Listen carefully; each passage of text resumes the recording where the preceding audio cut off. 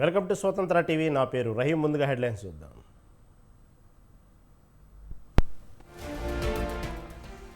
ఈ ఎన్నిక ప్రతి ఇంటి భవిష్యత్తును నిర్ణయిస్తాయి. డబుల్ సెంచరీ కొట్టేందుకు మీరంతా సిద్ధంగా ఉండాలన్న జగన్.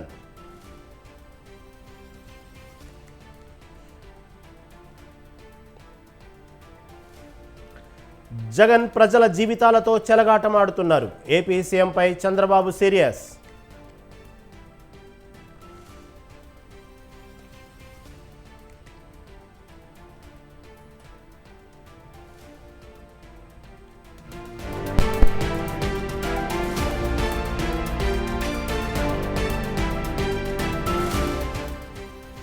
భూమి బద్దలైన ఆగస్టు 15 లోపు రుణమాఫీ చేస్తాం. హరీష్ రావు వ్యాఖ్యలకు రేవంత్ రెడ్డి కౌంటర్.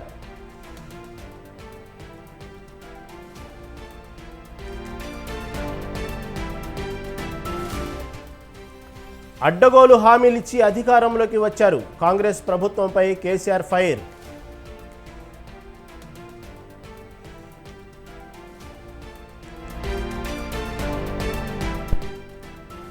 కర్ణాటకలో మత ప్రాతిపదికన రిజర్వేషన్లు కల్పించారు. కాంగ్రెస్పై ప్రధాని మోడీ విమర్శలు.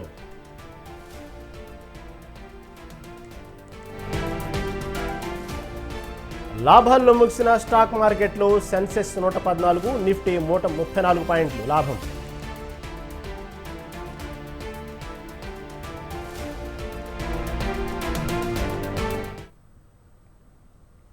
రైట్, ఇక డీటెయిల్స్ చూస్తే కేసీఆర్కు దమ్ము ధైర్యం ఉంటే కాళేశ్వరంపై చర్చకు రావాలని సీఎం రేవంత్ రెడ్డి సవాల్ విసిరారు. మాజీ మంత్రి హరీష్ రావు సవాల్పై ముఖ్యమంత్రి రేవంత్ రెడ్డి స్పందించారు. రైతు రుణమాఫీ చేస్తే హరీష్ రావు రాజీనామా చేస్తామంటున్నారని, ఆగస్టు 15 లోపు 2 లక్షల రుణమాఫీ చేసి తీరుతామని సీఎం స్పష్టం చేశారు. హరీష్ రావు రాజీనామా పత్రం జేబులో పెట్టుకోవాలని సూచించారు. కేసీఆర్ మాదిరిగా హరీష్ రావు మాట తప్పవద్దు అని సీఎం హితవు పలికారు. ఎన్నికల ప్రచారంలో భాగంగా వరంగల్లో నిర్వహించిన కాంగ్రెస్ జనజాతర సభలో రేవంత్ రెడ్డి ప్రసంగించారు. కాళేశ్వరం కట్టామని కేసీఆర్ చెబుతున్నారని, మేడిగడ్డ మేడిపోయిందైంది, సుందిళ్ల సున్నాయిందని విమర్శించారు.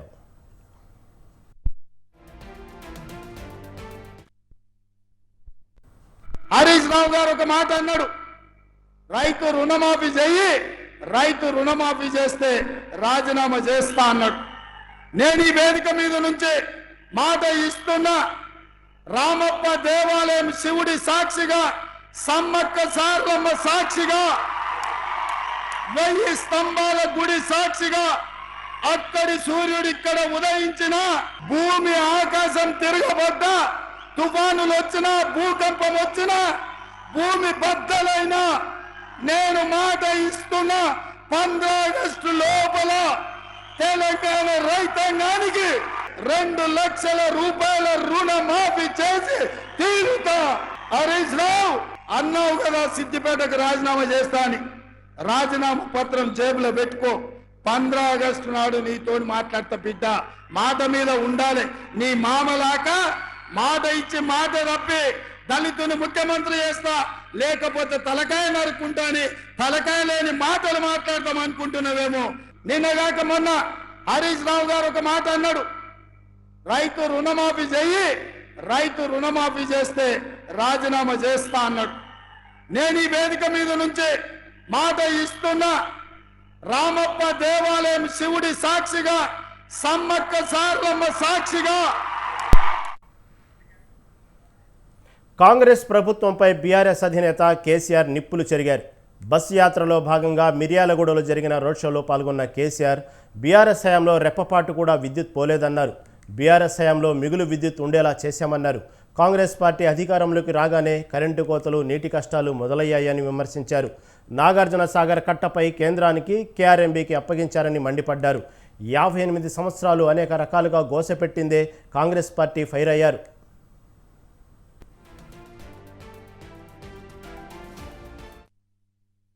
ఏం జరుగుతూ ఉంది రాష్ట్రంలో? 4-5 నెలల క్రితం ధీమాగా ఉన్న రైతు ఈరోజు దిగాలు పడి చాలా బాధలో ఉన్నాడు. ఆనాడు నేను నీళ్ల కోసం, నిధుల కోసం, కరెంటు కోసం, మన ప్రజల కోసం ఉద్యమిస్తే 15 సంవత్సరాల పోరాటం తర్వాత బ్రహ్మాండంగా మనం తెలంగాణ రాష్ట్రాన్ని సాధించుకున్నాం. నాగార్జున సాగర్ కట్ట మీద కేంద్ర ప్రభుత్వానికి అధికారం ఇచ్చేసినారు, కేఆర్ఎంబీకి అప్పచెప్పినారు. మీరందరూ కూడా చూసినారు ఆ విషయాన్ని కల్లారా. మీ అందరు నేను ఒకటే కోరుతా ఉన్నా, 1956 నుంచి ఈనాటి వరకు మనకు శత్రువే కాంగ్రెస్ పార్టీ. 56లో మనల్ని ఆంధ్రప్రదేశ్లో కలిపి 58 సంవత్సరాలు. విద్యుత్ సరఫరాలో ఎలాంటి అవాంతరాలు లేవని మంత్రి ఉత్తమ్ కుమార్ రెడ్డి స్పష్టం చేశారు. విద్యుత్ ఉత్పత్తిని పెంచినట్లు చెప్పడంలో వాస్తవం లేదన్నారు. కేసీఆర్ మాజీ మంత్రులు తప్పుడు ప్రచారం చేస్తున్నారని మండిపడ్డారు. భద్రాద్రి పవర్ ప్లాంట్కు పాత సాంకేతికత వల్ల పర్యావరణ కాలుష్యం ఏర్పడిందని చెప్పారు.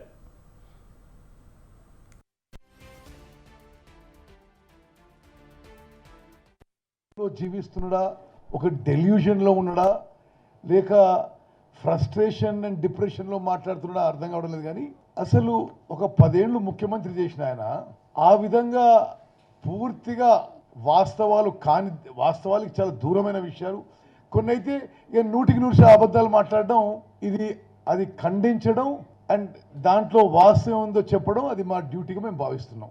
తెలంగాణ ఏర్పడ్డ తర్వాత highest ever electricity consumption is now. అది చాలా సమర్థవంతంగా మా ప్రభుత్వంలో ముఖ్యమంత్రి కానీ ఉప ముఖ్యమంత్రి కానీ కన్సర్న్డ్ డిపార్ట్మెంట్ కానీ చాలా సమర్థవంతంగా వాళ్ళు సిచ్యువేషన్ ఎదుర్కొని మంచి స్థాయిలో పవర్ ఇస్తున్నారు.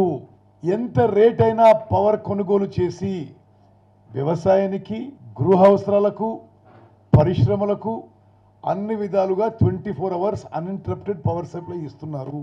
ఈయన కేసీఆర్ చెప్పే ఆగమాగమైన లేదో అంటే. బీజేపీ ఎంపీ బండి సంజయ్ కాంగ్రెస్పై విరుచుకుపడ్డారు.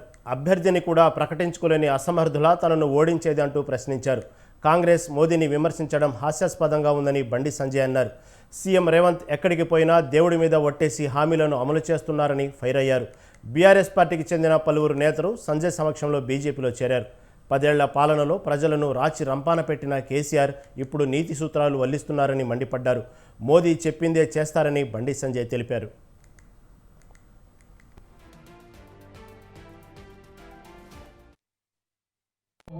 రాష్ట్ర ముఖ్యమంత్రి గారు దేవుళ్ళ మీద ఒట్టు పెడుతున్నారు. బండి సంజయ్ ఏమో దేవుళ్ళ గురించి మాట్లాడితే ఇక్కడ కొంతమంది నోటి దురద ఉన్నటువంటి కొంతమంది కాంగ్రెస్ పార్టీ నాయకులు ఊకే బండి సంజయ్ దేవుడు అంటాడు, ధర్మం అంటారని చెప్పి నన్ను తిడతారు. మరి ముఖ్యమంత్రి గారే ఆలంపూర్ పోతే అమ్మవారి మీద ఒట్టు అంటున్నాడు, యాదగిరి పోతే లక్ష్మీ నరసింహస్వామి మీద ఒట్టు అంటున్నాడు, భద్రాచలం పోతే రాముల అమ్మవారి మీద ఒట్టు అంటున్నారు, వరంగల్ పోతే భద్రకాళి అమ్మవారి మీద ఒట్టు అంటున్నాడు. వాళ్ళు ఒట్టేస్తే వాళ్ళు దేవుని గురించి మాట్లాడితే తప్పు లేదట. బండి సంజయ్ అక్షింతల గురించి, రాముడి గురించి, అయోధ్య రామాలయం గురించి మాట్లాడితే మాత్రం ఇక్కడలకు భయపడుతున్నారు. వాళ్ళు మాట్లాడితే కరెక్ట్, నేను మాట్లాడితే తప్పు. ఇలా రుణమాఫీ 2 లక్షల రుణమాఫీ ఆగస్టు 10వ తారీఖు చేస్తారట. నేనన్నా మీరు ఎన్నికలకు గెలిచాక 100 రోజుల లోపల చేస్తా అన్నారు. ఇప్పుడు ఎందుకు ఎవరు అడ్డమచ్చిర్రు, ఎవరు ఏదంటున్నారు? ఎన్నికలు 3వ తారీఖు 4వ తారీఖు రిజల్ట్స్ వస్తాయి, 10వ తారీఖు చేయొచ్చు కదా. ఇంకా 3 నెలలు చెయ్యము. తెలంగాణలో మెజార్టీ లోక్సభ స్థానాల్లో గెలిపే లక్ష్యంగా బీజేపీ ప్లాన్ చేస్తోంది. ఈ క్రమంలోనే ఎన్నికల ప్రచారంలో బీజేపీ అగ్రనేతలు రంగంలోకి దిగుతున్నారు. ప్రధాని మోదీ సహా పలువురు కేంద్ర మంత్రులు, బీజేపీ సీనియర్ నేతలు తెలంగాణకు రానున్నారు.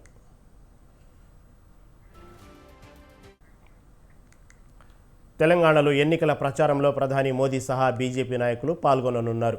ఎన్నికల ప్రచారంలో భాగంగా ప్రధాని మోదీ ఈ నెల 30, మే 3, 4 తేదీల్లో రాష్ట్రంలో పర్యటించనున్నారు. బీజేపీ శ్రేణులు ఏర్పాటు చేస్తున్న సభల్లో మోదీ ప్రసంగించనున్నారు.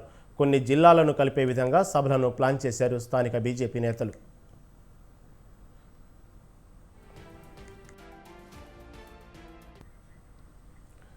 ఇక ఈ నెల 30న జహీరాబాద్ పార్లమెంట్ పరిధిలోని అందోల్ నియోజకవర్గంలో బీజేపీ సభ ఉండనుంది. ఈ సభకు మోదీ హాజరు కానున్నారు. అలాగే అదే రోజున సాయంత్రం మోదీ ఐటీ ఉద్యోగులతో శేర్లింగంపల్లి నియోజకవర్గంలో సమావేశం కానున్నారు.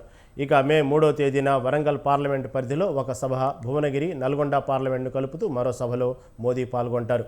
మరోవైపు మే 4వ తేదీన మహబూబ్ నగర్ పార్లమెంట్ నియోజకవర్గం, నారాయణపేటలో, చేవెళ్ల పార్లమెంట్లో, వికారాబాద్ సభల్లో మోదీ ప్రసంగించనున్నారు.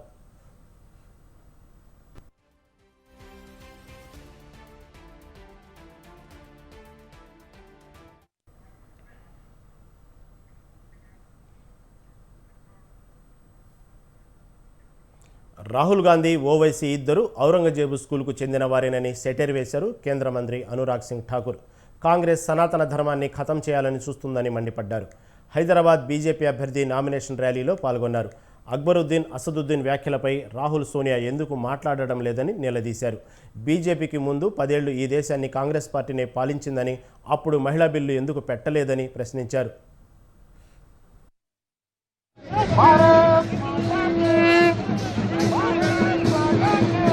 అందరూ కూడా బతుకమ్మలు బోనాలు సంబంధించినటువంటి మహిళలు ముందుకున్నాలి. మనము ఈ హైదరాబాద్ जब देश के सामने एक नई चुनौती खड़ी हुई है, कांग्रेस का मैनिफेस्टो चीख पुकार कर कह रहा है, जहां एक और वो टुकड़े टुकड़े गैंग की सोच को लेकर अपना मैनिफेस्टो बनाते हैं।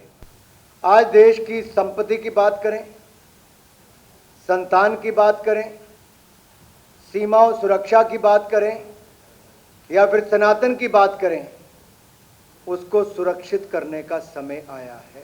कांग्रेस के मैनिफेस्टो में कांग्रेस की सोच से आम आदमी की संपत्ति पर खतरा है, संतान के भविष्य पर खतरा है, सरहद के लिए खतरा है और सनातन के लिए भी खतरा है। और उनको एक ही उम्मीद नजर आती है नरेंद्र मोदी जी में।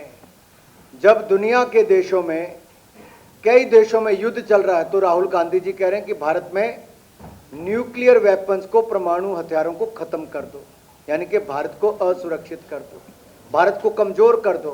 జగన్కు ఓటేస్తే పథకాలన్నీ కొనసాగుతాయి, చంద్రబాబుకు ఓటేస్తే పథకాలకు ముగింపేనని సీఎం జగన్ అన్నారు. ఈ 5 ఏళ్లలో మీకు మంచి జరిగి ఉంటే వైసీపీకి ఓటు వేయాలని కోరారు. కూటమి మోసాలకు చెంప చెళ్లుమనిపించేలా ఓటుతో జవాబు చెప్పండి అని సీఎం జగన్ పిలుపునిచ్చారు. టెక్కలి నియోజకవర్గం అక్కవరంలో ఏర్పాటు చేసిన మేమంతా సిద్ధం బహిరంగ సభకు హాజరయ్యారు. ఈసారి 175కి 175 అసెంబ్లీ స్థానాలు, 25కి 25 ఎంపీ స్థానాలు గెలవాల్సిందే అని సమరశంఖం పూరించారు. డబుల్ సెంచరీ సాధించేందుకు మీరంతా సిద్ధమా అని ప్రశ్నించారు. చంద్రబాబు పరిస్థితి చూస్తే అనేక పార్టీలతో పొత్తులు పెట్టుకుని దిగజారిపోయారని విమర్శించారు. ఈ చంద్రబాబు తాను ఇలాంటి 4 మంచి పనులు చేశానని చెప్పలేని ఈ చంద్రబాబు రోజు నన్ను తిట్టించడము అదో ఘనకార్యం అన్నట్టుగా చూపించడము, ఇది గొప్ప రాజకీయం అవుతుందా అన్నది ఆలోచన చేయమని కోరుతా ఉన్నా. ఇలాంటి వారికి పరిపాలన ఇవ్వడము అనంటే దాని అర్థమేమిటి? ప్రభుత్వం ఎవరి కోసం అందమైన వాగ్దానాలు చేసి అధికారం లాక్కొని 5 ఏళ్లు వంచడానికి, ఆ వచ్చిన అధికారంతో ప్రజలను లూటీ చేసి దోచుకున్నది పంచుకోవడానికి వీళ్ళకు అధికారం కావాలట. గమనించమని చెప్పి మిమ్మల్ని అందరినీ కూడా కోరుతా ఉన్నా. మరి 14 ఏళ్లు ముఖ్యమంత్రిగా చేసిన చంద్రబాబు గారి పేరు చెబితే ఇక్కడున్న మీలో ఎవరికైనా కూడా కనీసం ఆయన చేసిన ఒక్కటంటే ఒక్క మంచైనా గుర్తుకొస్తుందా అని అడుగుతా ఉన్నాను. జగన్ ఉత్తరాంధ్ర ద్రోహిగా మిగిలారని టీడీపీ అధినేత చంద్రబాబు అన్నారు. తాను తెచ్చిన ఒక్క పరిశ్రమ, ప్రాజెక్టు పేరును జగన్ చెప్పగలరా అని ప్రశ్నించారు. జనసేన అధినేత పవన్ కళ్యాణ్తో కలిసి ఉమ్మడిగా ప్రచారం నిర్వహించిన చంద్రబాబు సీఎం జగన్పై తీవ్ర విమర్శలు చేశారు. పవన్ ప్రజల కోసం నిస్వార్థంగా సేవ చేస్తున్నారని చెప్పారు. పవన్కు జగన్కు అసలు పోలిక ఉందా అని ప్రశ్నించారు. జగన్ అహంకారి, విధ్వంసకారుడు, దోపిడీదారుడు అంటూ మండిపడ్డారు. అమరావతికి 35,000 కాదు 50,000 ఎకరాలు కావాలని చెప్పిన వ్యక్తి 3 రాజధానులని చెప్పాడు. ఉత్తరాంధ్ర వెనకబడిపోతుందని చెప్పాడు. ఎయిర్పోర్ట్ లో మనకి ఈ రోజుకి రాజధాని లేదు. ప్రతిపక్షంలో ఉండగా ఆ భూములు ఏమైపోయిన పోరాటం చేసి నటించాడు. ఇప్పుడు భూమి ఆ నిర్వాసితులు డబ్బులు 2 దోచేశారు. ఎయిర్పోర్ట్స్ అథారిటీ ఇండియాకి ఇవ్వాలి, ఎయిర్పోర్ట్స్ ఆఫ్ అథారిటీ ఆఫ్ ఇండియాకి ఇవ్వాలి అని అన్న వ్యక్తి జిఎంఆర్కి ఇచ్చేశారు. మళ్ళీ ఏదైతే చంద్రబాబు గారు జిఎంఆర్కి ఇచ్చారో మళ్ళీ అది తప్పని చెప్పి ఆ రోజు చెప్పిన వ్యక్తి, రివర్స్ టెండరింగ్ అని చెప్పిన వ్యక్తి మళ్ళీ ఈ రోజున అధికారంలోకి వచ్చి మళ్ళీ అదే జిఎంఆర్ సంస్థకి ఇచ్చాడు. 15 ఏళ్ల అమర్నాథ్ తీసుకెళ్లి చెరుకు తోటల్లో వైసీపీ నాయకులు కాల్చేస్తే అది రాష్ట్రానికి గాయం అయినట్టు కాదంట. అంటే తనకే గాయం. బాబాయిలు చచ్చిపోయినా గాయం కాదు. రాముల వారి విగ్రహం కింద పడ్డా మా మనోభావాలు, మన మనసులు గాయపడవు. ఆయన నుదుటికి చిన్నపాటి గాయం పడితే మొత్తం ఆయన కదిలిపోయాడు. రాష్ట్రం అంతా కదిలిపోవాలి. ఇక్కడే విశాఖపట్నంలో 500 కోట్ల రూపాయలు ఖర్చు పెట్టి విలాసవంతమైనటువంటి బంగళా కట్టుకున్న ముఖ్యమంత్రి ఈ పేదవాళ్ళకి ఇచ్చింది 1 సెంటు మాత్రం ఇచ్చే పరిస్థితికి వచ్చాడు. ఇలాంటివన్నీ చేసి ఇప్పుడు నాటకాలు ఆడుతూ మిమ్మల్ని అందరిని అంటున్నాడు అందరూ బాగుపడిపోయారంట. చాలా బాగున్నారా మీరు? ఏమమ్మా చాలా బాగున్నారా మీరు? మీ ఆదాయం పెరిగిందా అని మిమ్మల్ని అడుగుతున్నారు సూటిగా. పెరగలేదంటే చేలు పైకెత్తండి, చేలు దించండి. మీ ఖర్చులు పెరిగాయా లేదా అని అడుగుతున్నా.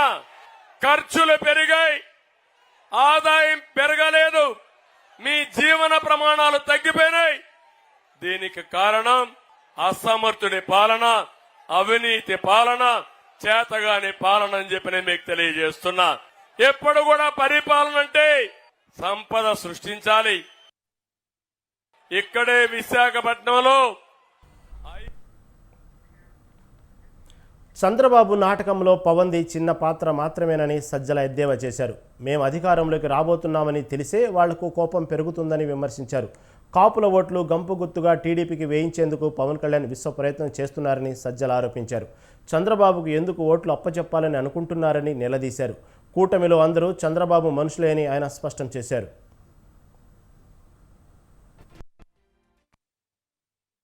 రోజుల్లోనే అందరినీ మార్చి చంద్రబాబు నాయుడుకు గంపగుత్తగా ఎందుకు అప్పచెప్పాలనుకుంటున్నాడు ఓట్లన్నీ, లేదా దాంట్లో నుంచి లేని అర్థాలు లాగాలని చూడడం అనేది అది విచిత్రంగా అనిపించి నేను చూస్తే ఇది కదా రీజన్ అని అనిపిస్తుంది.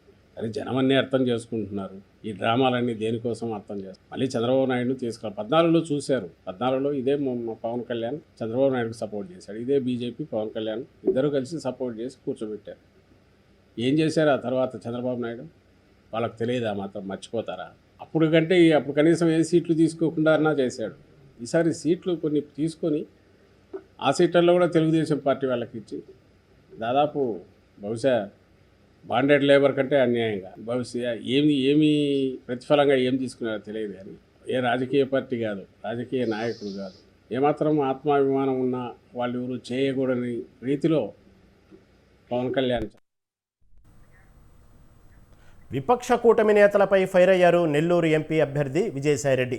ఓట్ల కోసం ప్రజలను మభ్యపెట్టే ప్రయత్నాలు చేస్తున్నారని ఆరోపించిన ఆయన జనం అమాయకంగా మోసపోయి వారిని గెలిపిస్తే సమస్యలు వచ్చినప్పుడు పట్టించుకోరని విమర్శలు గుప్పించారు.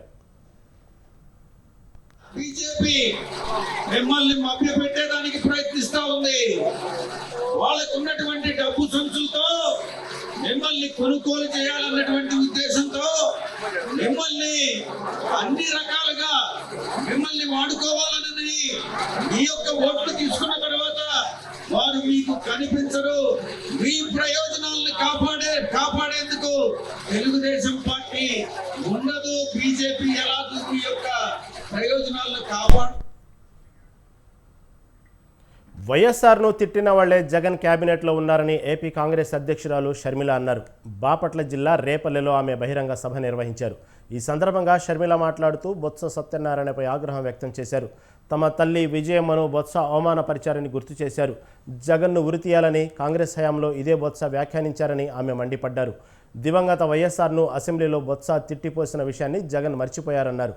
జగన్కు బొత్స సమానులట అని ఎద్దేవా చేశారు. వైఎస్ రాజశేఖర రెడ్డిని తిట్టిన వాళ్లకు జగన్ పెద్దపీట వేశారని ఆరోపించారు. జగన్ కోసం పాదయాత్ర చేసిన వాళ్లు ఆయనకు ఏమీ కారటని షర్మిల సెటర్లు వేశారు. చూస్తే వాళ్ళు చెప్తున్న మాట, బొత్స సత్యనారాయణ అనే ఆయనను పక్కన నిలబెట్టుకొని నాకు తండ్రి లాంటి వాడు ఓట్లేయండి అని అడుగుతున్నారు. మీ సమక్షంలో అడుగుతున్నాం. బొత్స సత్యనారాయణ గారు జగన్మోహన్ రెడ్డి గారికి తండ్రి సమానులట. ఏ బొత్స సత్యనారాయణ? ఇదే బొత్స గారు అసెంబ్లీలో నిలబడి నిండు వేదిక మీద ఆన్ రికార్డు రాజశేఖర రెడ్డి గారిని తిట్టిపోసిన బొత్స సత్యనారాయణ గారు ఈరోజు జగన్మోహన్ రెడ్డి గారికి తండ్రి లాంటి వాడట. ఇదే బొత్స గారు రాజశేఖర రెడ్డి గారిని తాగుబోతు అని తిట్టారు. ఇదే బొత్స గారు జగన్మోహన్ రెడ్డి గారికి ఉరిశిక్ష వేయాలి అన్నాడు. జగన్మోహన్ రెడ్డి గారు బినామీలు అన్నారు. ఎన్ని మాటలు అన్నాడు. ఆఖరికి విజయమ్మను కూడా, విజయలక్ష్మి గారిని కూడా, రాజశేఖర రెడ్డి గారి భార్యను కూడా అవమానించిన వాడు బొత్స సత్యనారాయణ గారు. ఈరోజు అలాంటి బొత్స గారు తండ్రితో సమానమయ్యారంట. తెలంగాణ ఇంటర్ ఫలితాలు విడుదలయ్యాయి. నాంపల్లిలోని ఇంటర్ బోర్డు కార్యాలయంలో విద్యాశాఖ ముఖ్య కార్యదర్శి బుర్రా వెంకటేశం విడుదల చేశారు. ఫస్ట్ ఇయర్లో 60.01%, సెకండ్ ఇయర్లో 64.19% ఉత్తీర్ణత నమోదైంది. ఫస్ట్ ఇయర్లో 2.87 లక్షల మంది, సెకండ్ ఇయర్లో 3.22 లక్షల మంది విద్యార్థులు పాస్ అయ్యారు.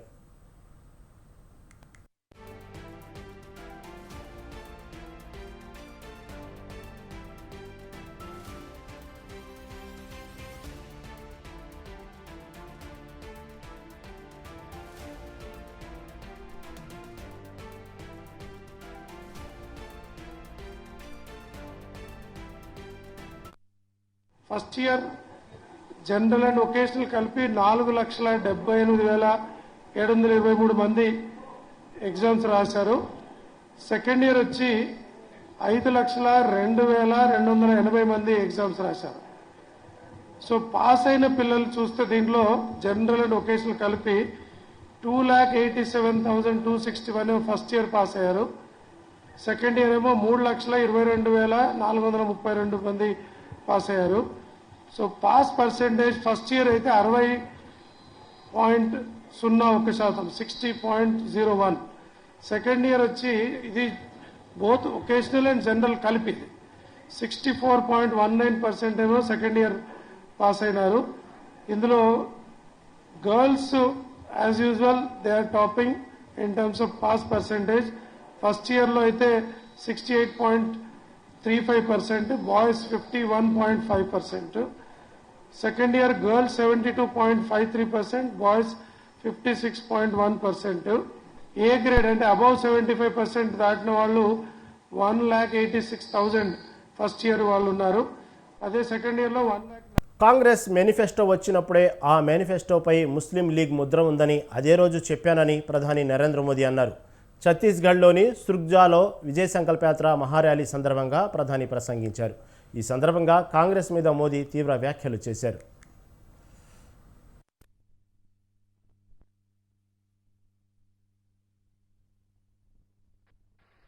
जब मैं विकसित भारत कहता हूं तो कांग्रेस वालों का और दुनिया में बैठी कुछ ताकतों का माथा गर्म हो जाता है. अगर भारत शक्तिशाली हो गया तो कुछ ताकतों का खेल ही बिगड़ जाएगा. आज अगर भारत आत्मनिर्भर बन गया तो कुछ ताकतों की दुकान बंद हो जाएगी. इसलिए वो भारत में कांग्रेस और इंडी गठबंधन की कमजोर सरकार चाहते हैं. ऐसी कांग्रेस सरकार जो आपस में लड़ती रहे, जो घोटाले करती रहे. साथियों, कांग्रेस का इतिहास सत्ता के लालच में देश को तबाह करने का रहा है. जब मैं विकसित भारत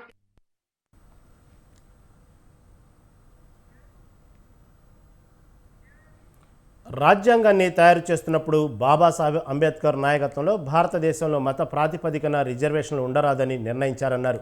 కానీ ఓటు బ్యాంకు కోసం కాంగ్రెస్ ఈ మాటలను పట్టించుకోలేదని విమర్శించారు.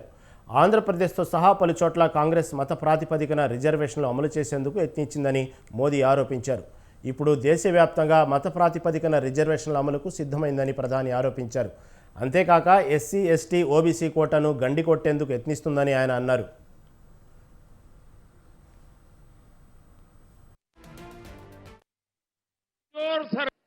भाइयों और बहनों, आज जब मैं सरगुजा आया हूं तो कांग्रेस की मुस्लिम लीगी सोच को देश के सामने रखना चाहता हूं.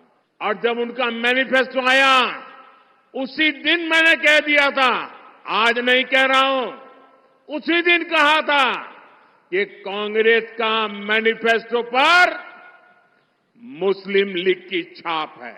कांग्रेस ने కుల ప్రాతిపదికన జనాభా గణన రాజకీయపరమైన అంశం కాదని కాంగ్రెస్ నాయకుడు రాహుల్ గాంధీ అన్నారు. కులపరమైన జనగణన జరగకుండా ఏ రాజకీయ శక్తి అడ్డుకోలేదని రాహుల్ హెచ్చరించారు.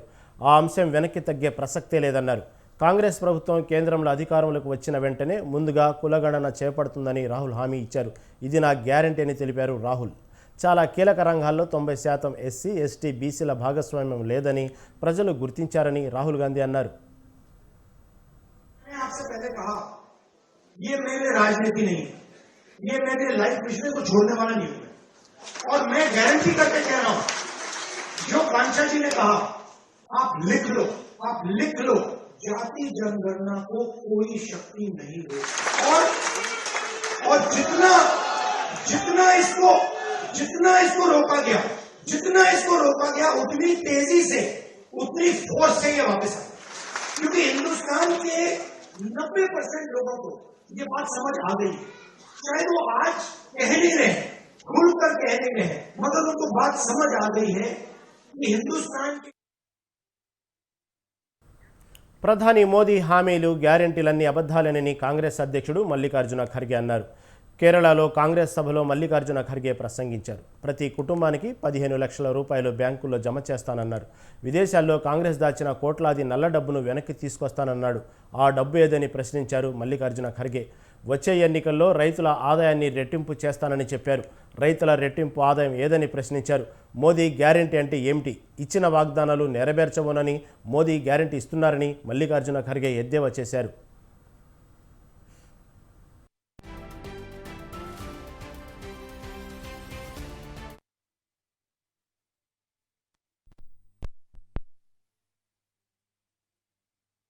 केरल में 3 खेमे पड़े हुए हैं.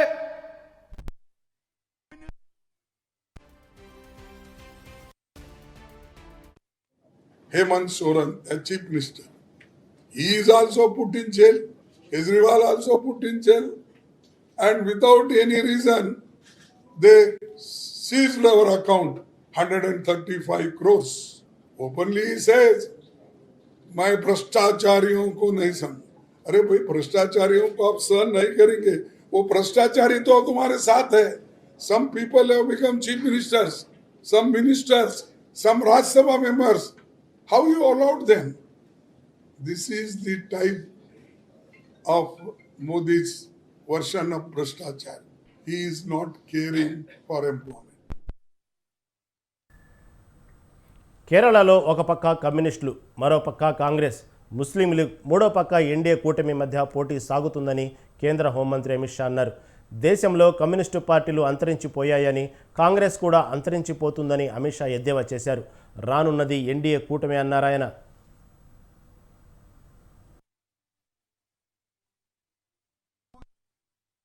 केरल में 3 खेमे पड़े हुए हैं, एक कम्युनिस्टों का, दूसरा कांग्रेस और मुस्लिम लीग का, और तीसरा एनडीए का खेमा हुए.